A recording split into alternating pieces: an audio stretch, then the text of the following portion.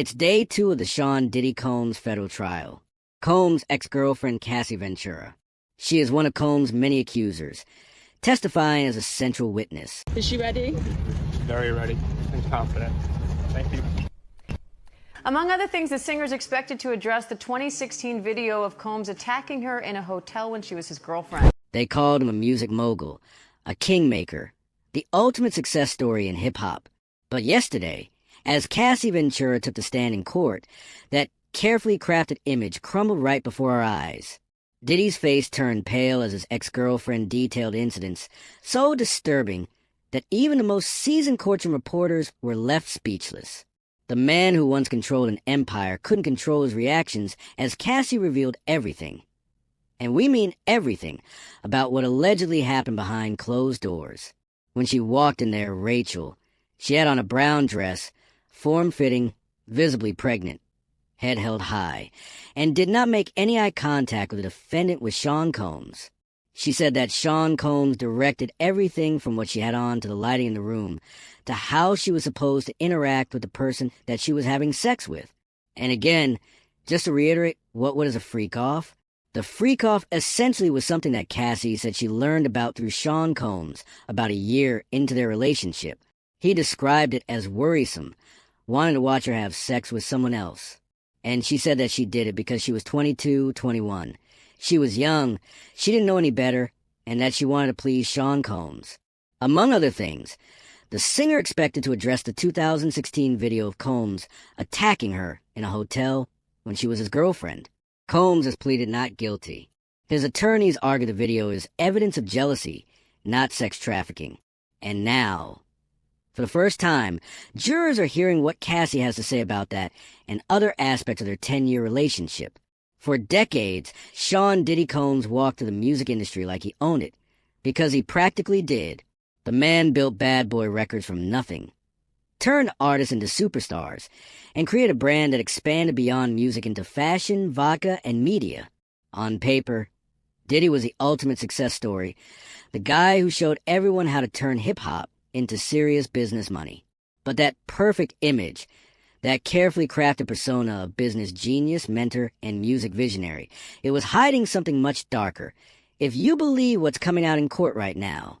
While magazines put him on covers for his business moves, while fans cheered his performances, while everyone saw his polished red carpet smile, Cassie Ventura was reportedly living a completely different reality. The contrast was shocking to everyone in that courtroom yesterday. Here's a man who presents himself as the ultimate professional in public. Custom suits, perfect grooming, always saying the right thing in interviews. But the allegations, they paint a picture of someone completely different behind closed doors. Someone unrecognizable to fans who only knew his public face. Court reporters noted how Diddy arrived for day 2, looking exactly like the billionaire mogul we all recognize. He walked in surrounded by his team of high-priced lawyers, nodding confidently to people in the courtroom, even smiling occasionally. The man looked like he was heading to a business meeting, not facing serious allegations from his ex-girlfriend. That confidence, it didn't last long. Multiple witnesses described how Diddy's whole demeanor changed within the first 30 minutes of Cassie's testimony. The swagger disappeared. The confidence evaporated. The calm business face started showing cracks. As Cassie began describing specific incidents from their relationship, Diddy's legal team jumped up with objections repeatedly, almost desperately trying to stop her words. Can you imagine this? The man who built a billion-dollar empire, who controlled the careers of countless artists who negotiated massive business deals, suddenly unable to control his own reactions in a courtroom. Witnesses described how Diddy couldn't sit still as Cassie spoke. The power dynamic had completely flipped. When Cassie actually took the stand, people in the courtroom couldn't take their eyes off Diddy. His face reportedly drained of color, like someone had pulled a plug. He started fidgeting with his tie, then his cufflinks, then just his hands. At one point, court observers noticed him frantically writing notes and passing them to his lawyers. The notes came so fast that one of his attorneys had to put a hand up to slow him down. One court reporter described it as watching someone realize they've lost control of the narrative for the first time in their life. Another person present said Diddy looked physically ill as Cassie calmly detailed their relationship. A third witness mentioned seeing Diddy close his eyes several times like he couldn't bear to look at Cassie or hear what she was saying. And this was just the beginning. As Cassie's testimony continued through the afternoon, the courtroom would soon discover exactly why Diddy couldn't keep his cool. The specific allegations she was about to make would send shockwaves through the entire music industry and potentially destroy the legacy Diddy spent decades building. The man who always controlled the story was about to face a version he couldn't edit or produce. And at some point in time, she actually had said that she looked forward to the freak-offs. Why did Cassie express looking forward to these set freak-offs? When the prosecution asked her, was there ever a time that you enjoyed the freak-offs? This is when Cassie got choked up and she said, I did, but only because I got to spend one-on-one time with Combs. And I really did love him. And that is speaking to the psychological abuse in addition to the physical abuse that she potentially experienced as well. Yeah, she's definitely laying out someone who was young, who was influenced by wanting to have this record career. She signed a 10-album deal with Bad Boy Entertainment, led by Sean Combs. And basically describes being enamored by Sean Combs. Loving him, not knowing about certain things sexually, and him sort of telling her, teaching her about that. And what you hear is someone that was young and said, and she even said, I was young, I was naive, I didn't know any better. But she's really telling the story of someone who thought she was going to be with someone in this music industry that was going to help her career, that cared about her, but quickly learned after the freak-offs that wasn't the case. And what I thought was also interesting is she said that after that first freak-off, she said she felt dirty. She didn't want to do it. And when she brought up the idea of having a conversation about the freak-offs in an email, which the jurors saw, she said she backpedaled in the email because Combs responded by saying, I know you don't want to do it. And she said, oh, no? Well, it's not that. But that was the beginning. That was in 2010, where she brings up in an email that she wanted to have a conversation about this. And in her words, she didn't want to do it, but she felt like she had to do it. Well, Diane, prosecutors have wasted no time getting right into the alleged abuse that Cassie Ventura says she endured for years. Ventura telling jurors, quote, he would bash my head, knock me over, drag me, kick me, stomp me in the head when I was down. She also got into the nature of those so-called freak-offs, saying that they involved hiring an escort, and they performed under the direction of Combs, saying that they happened so frequently it eventually became a job for her to set them up. Ventura said she did not feel she had much of a choice but to participate, that she feared that Combs would retaliate or potentially blackmail her if she did not.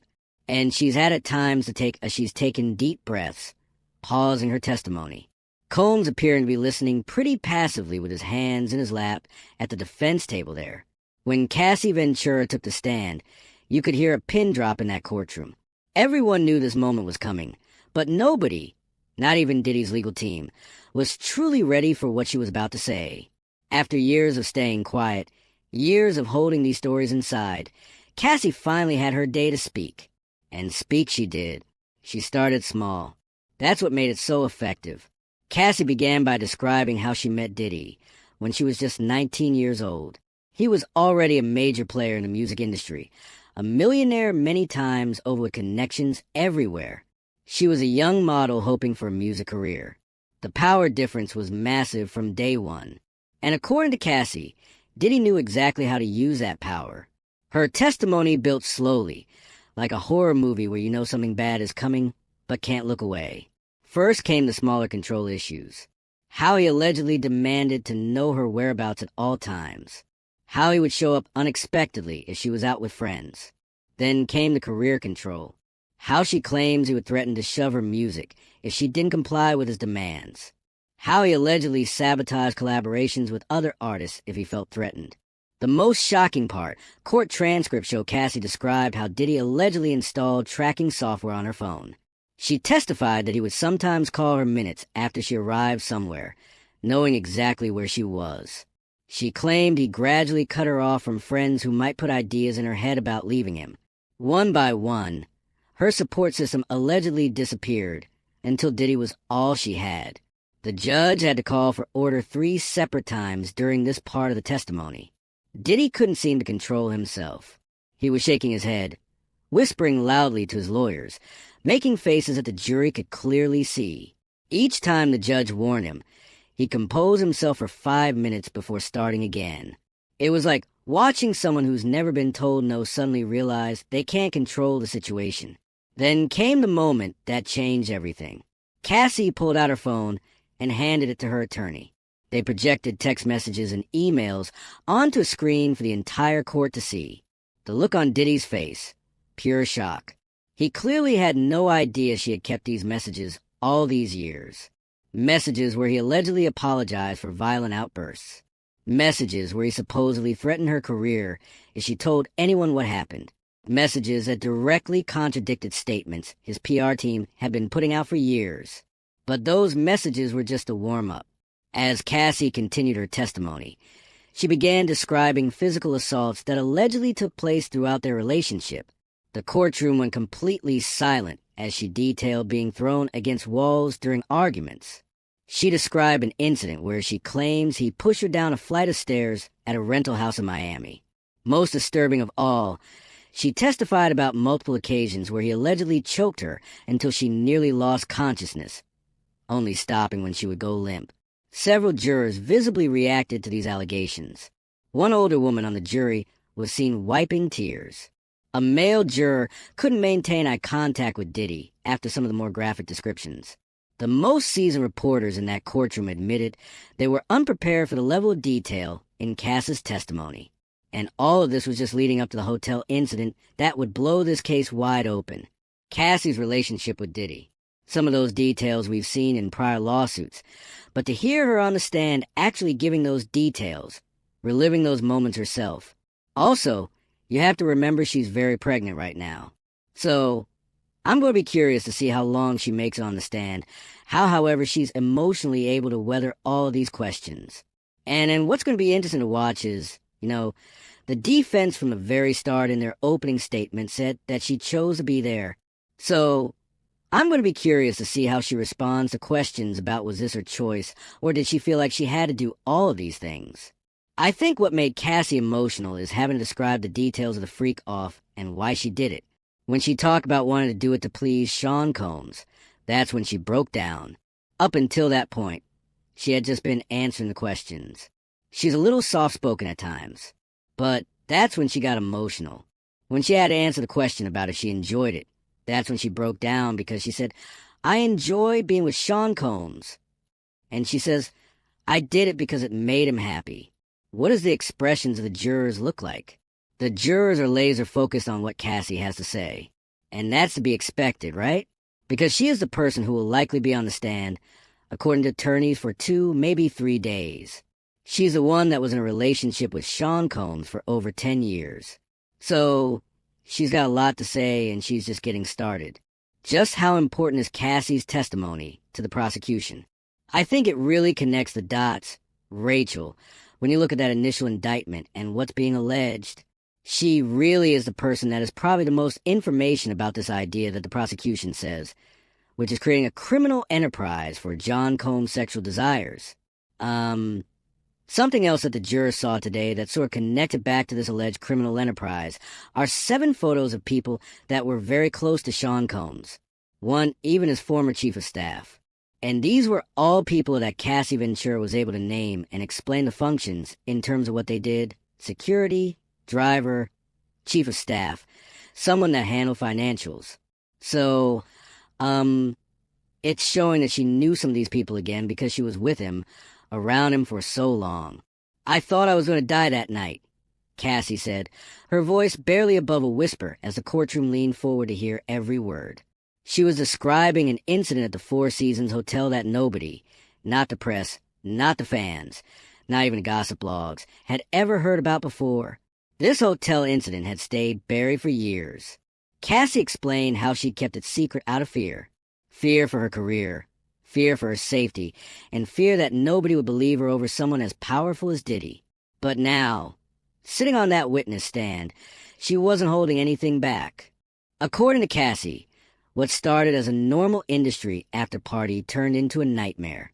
She testified that Diddy became enraged after seeing her talking to another music executive. She described how his smile disappeared, how he grabbed her arm so hard it left marks, and how he whispered threats in her ear while maintaining his public face in front of others at the event. The most shocking part, Cassie told the court that Diddy literally dragged her to the hotel lobby to the elevators. She said she was crying and trying to pull away, making enough of a scene that hotel security approached them. But the security guard backed off when he recognized Diddy. He just asked if everything was okay. And when Mr. Combs said yes, he walked away. He didn't even ask me if I was okay, Cassie testified. Then came the photos. Cassie's lawyer presented a series of images she had taken of herself the morning after the incident. Bruises on her arms, a split lip, redness around her neck. These weren't professional photos. They were shaky, clearly taken in a bathroom mirror, which somehow made them even more disturbing. Cassie explained she took them because she was afraid nobody would believe her otherwise. Diddy's legal team jumped into action, trying everything to keep these photos from being shown to the jury. They argued the photos weren't properly authenticated, that they could have been from anything that they should have been submitted during discovery. The judge denied every objection, and the photos were displayed on the courtroom screens. The jury's reaction said everything. One female juror physically covered her mouth in shock. Two male jurors couldn't even look at the images, turning their heads away. A juror in the back row was seen writing frantically in her notebook, her hands shaking. This hotel incident was the bombshell nobody saw coming. There had been no mention of it in previous statements or filings. Diddy's team had no prepared response because they didn't know it was coming. The look of panic on his lawyers' faces was obvious to everyone in the courtroom. Cassie described how Diddy allegedly threw a champagne bottle at her head, missing her by inches and shattering against the wall. She testified that he destroyed the hotel room in a rage, breaking a lamp, flipping a table, and punching a hole in the bathroom door. Most disturbing of all, she claimed he prevented her from leaving the room for over 48 hours, taking her phone, and threatening consequences if she tried to call for help. As this part of the testimony ended, everyone in that courtroom turned to look at Diddy. His reaction would become the moment that defined the entire trial and possibly the rest of his career. I think what the defense is going to say is that this wasn't blackmail. This was not coercion. This was consensual. We know that Cassie started out with Sean Combs as an early person with someone who was trying to get her career started, and he was going to help her. That's what the defense is going to say, that she was starting out and wanted someone to support her. They did their first record deal together. That's something I think the defense is going to focus on. And had it not been for Sean Combs, she wouldn't be where she is right now. The prosecution obviously is saying he was in control. It may have started out as a consensual. It may have started out with her being excited about seeing him, but ultimately he took control of that relationship. He took control of her career. This is their key witness, and she's on that stand trying to explain all the charges that the prosecution wants to hit home with that jury. You know, there was a moment early on when Cassie mentioned Dallas Austin, who she called a friend, who's a producer. So, I don't know if that's someone that we're going to hear from. We know that there were pictures shown to prospective jurors that are well-known celebrities. You know, Kanye West, Kid Cudi, Lauren London. We don't know, though, how they fit yet into why they were even asked. Do you know these people? Are you familiar with them? So, the prosecution is questioning Cassie right now. Still questioning her. Defense hasn't even got a chance. That might change based on the timing. But, you know, because she's such a key witness, it's likely that she will be on that stand the rest of the day. We learned that Cassie referred to him as Pop Pop, and Sean Combs would refer to her as CC. The prosecution says, what does CC stand for? They said she said Cassie Combs. What kind of witness is Cassie coming off as to the jurors? I think naturally when you look at her visually, people see that she's pregnant and looking like she's due any day now. So they might, have empathy, sympathy for her in that way. But we don't really know. We know that they've been instructed to be fair and impartial. As to what type of witness she's coming off as, she's describing someone she said that was trying to figure out who she was at that time and who she was allowed to be. Now, you're looking at somebody that's almost 40 years old. Totally different person. But even in describing what was going on at her at that time, taking drugs, trying to please Sean Combs, she's really just sort of laying out the case for her not having a lot of control. So I think that's the takeaway. This is someone who is making it very clear that at that particular time in her life, she said she did not have any control really over what she wore, what she did, who she was having sex with. She's a different person now. But I think when she talks about those details, and even reflecting on them for herself, as we saw today, she broke down on that courtroom. It was the moment nobody in that courtroom will ever forget. Diddy, the man who built an empire on his ability to stay cool under pressure, completely lost it right in front of everyone. The facade cracked, then shattered, and what was underneath wasn't pretty. You have to understand, this is a guy who spent decades perfecting his public image. The smooth-talking businessman, the calm, collected mogul, the man who never lets you see him sweat. But as Cassie's testimony reached its most damaging points, that carefully maintained mask started slipping.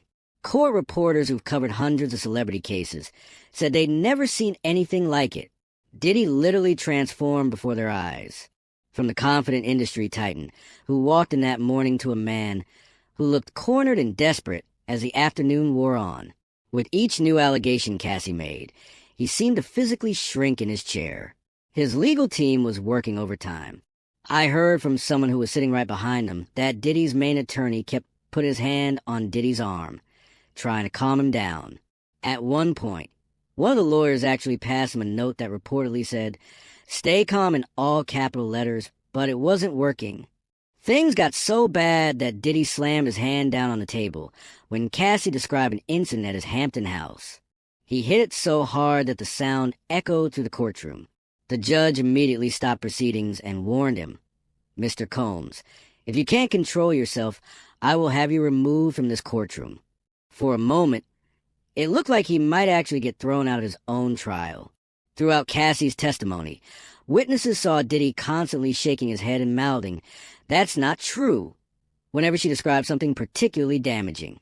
It was like he forgot there was a jury watching his every reaction. One courtroom observer said it looked like a man who had never been called out before suddenly realizing he couldn't control the narrative. The power shift in that room was incredible.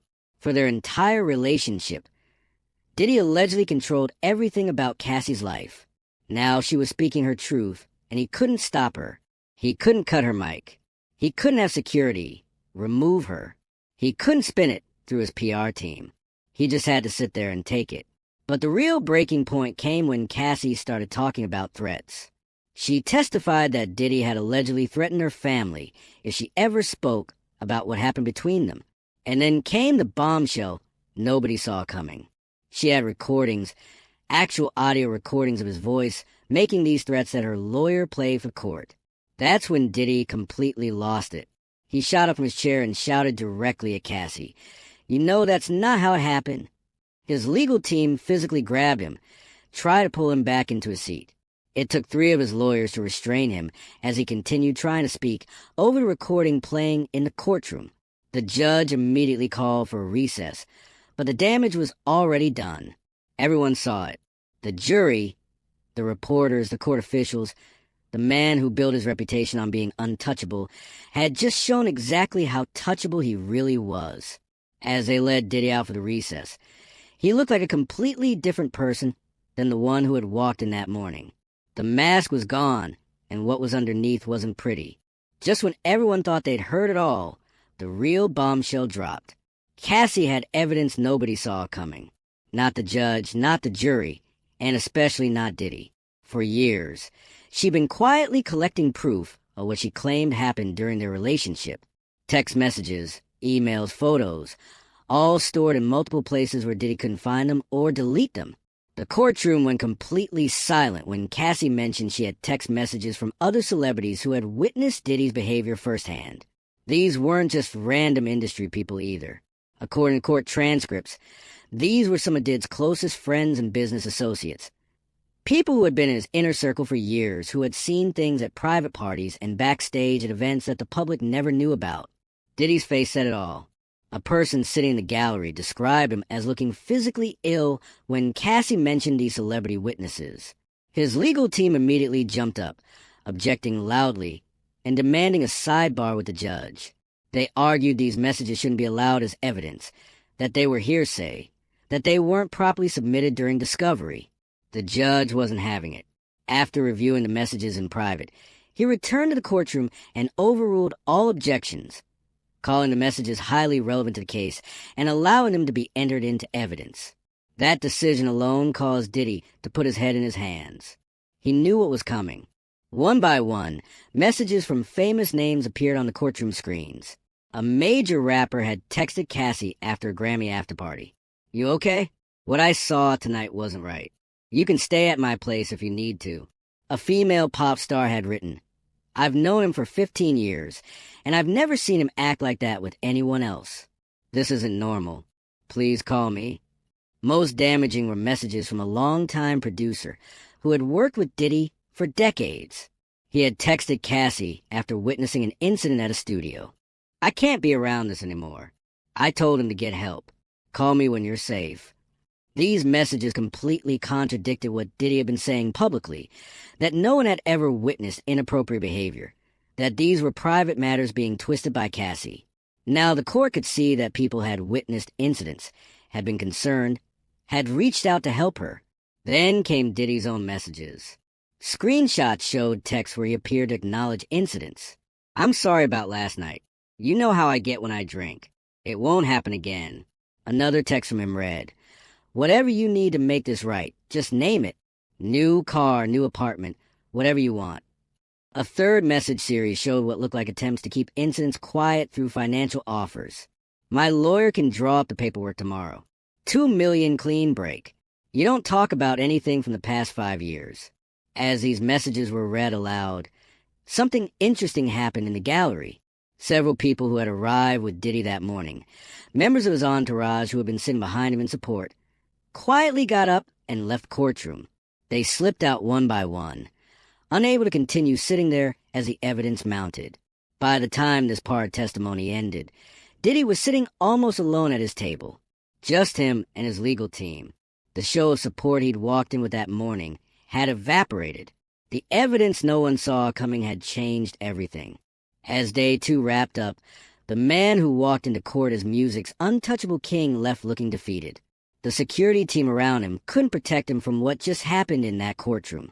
The empire he spent decades building might be crumbling in real time. Cassie Ventura didn't just tell her story today. She potentially rewrote Diddy's entire legacy. The evidence, the testimony, the recordings, it all painted a picture nobody can unsee. The question isn't whether Diddy can win this case anymore. It's whether his reputation can ever recover from what the world heard in that courtroom.